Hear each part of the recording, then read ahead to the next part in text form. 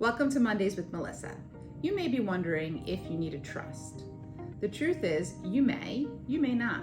Estate planning is not just for millionaires, and many people often need a trust to do asset protection planning. But there are different kinds of trusts, and it really depends on what your goals are. Perhaps you want to avoid probate, and you don't want your family to have to deal with going through the court system to probate a will when you pass away, or maybe you're concerned about family disagreements. So in that case, many people will choose to do a revocable trust.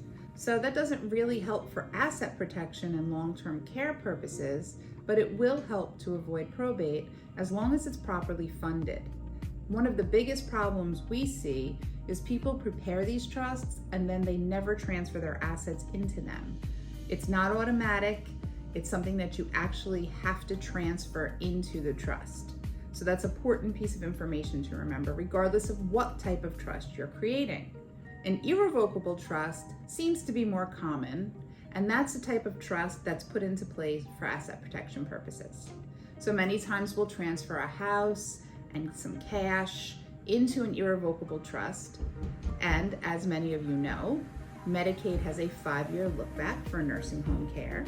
Right now, no look back for home care, but potentially there's one coming down the line. So you want to make these transfers into an irrevocable trust well in advance of any sort of health crisis, because you want that 5 years to come and go without any issues.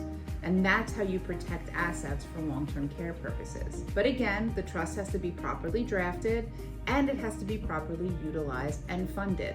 So it's very important to make sure that you work with your trusted advisor to make sure that you are doing everything appropriately, timely, and in the best fashion possible to preserve and protect what you've worked so hard for. If you have any questions about trust, please feel free to put them in the comments. I'd be happy to answer them. Otherwise, we'll see you next week.